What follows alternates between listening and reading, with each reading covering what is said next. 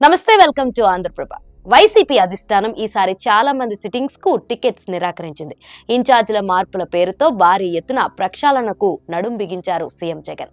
అందులో భాగంగానే కొంతమంది ఎమ్మెల్యేలను ఎంపీ అభ్యర్థులుగా బరిలోకి దించుతున్నారు. అదే సమయంలో సిట్టింగ్ ఎంపీలుగా ఉన్న మహిళల విషయంలో మాత్రం జగన్ చిన్న చూపు చూస్తున్నారు. వారికి ఈసారి టికెట్ దక్కే అవకాశాలు తక్కువేనని టాక్ వినిపిస్తుంది. ఉత్తరాంధ్రలో 2019 ఎన్నికల్లో వైసీపీ తరపున గెలిచిన 4 ఎంపీలలో 2 మహిళా ఎంపీలు ఉన్నారు. అంటే 50% అన్నమాట. 2019లో తొలిసారి రాజకీయ అరంగేట్రం చేసి కేవలం 26 ఏళ్ల వయసులోనే అరకు వంటి అతిపెద్ద లోక్సభ స్థానం నుంచి 2.5 లక్షల పైచిలుకు భారీ ఓట్లు మెజారిటీతో గోడెత్తి మాధవి ఘన విజయం సాధించారు.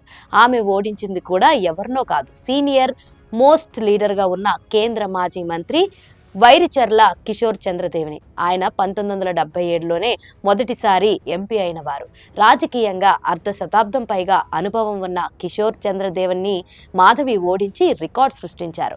ఇక ఆమెకు ఒక దశలో లోక్సభ డిప్యూటీ స్పీకర్ పదవి కూడా దక్కుతుందని ప్రచారం సాగింది. 5 ఏళ్ల పాటు ఆమె ఎలాంటి వివాదాలు లేకుండా తన ఎంపీ పదవిని నిర్వహించారు. ఇక 2024లో ఆమెను అసెంబ్లీకి పోటీకి దింపుతారని ప్రచారం సాగింది.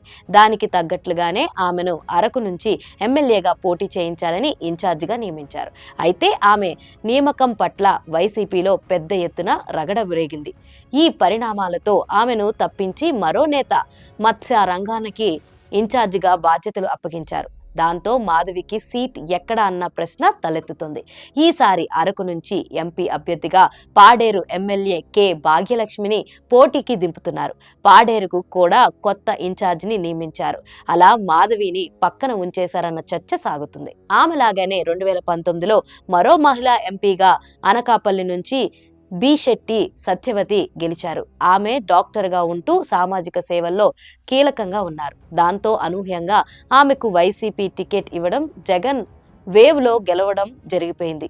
ఆమె 2024 ఎన్నికల్లో అనకాపల్లి నుంచి అసెంబ్లీకి పోటీ చేయాలనుకున్నారు. అయితే ఆ టికెట్ని కాపు సామాజిక వర్గానికి చెందిన యువనేత మలసాల భరత్ కుమార్కి ఇస్తున్నారు.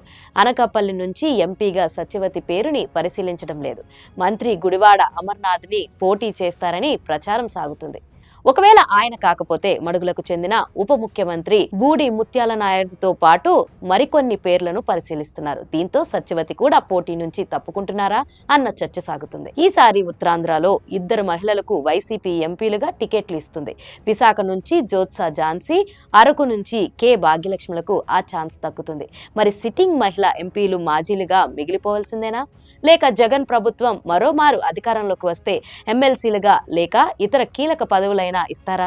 ఆ హామీలు ఏమైనా ఉన్నాయా అన్నది మరీ అనుచరులలో కూడా చర్చగా సాగుతుంది.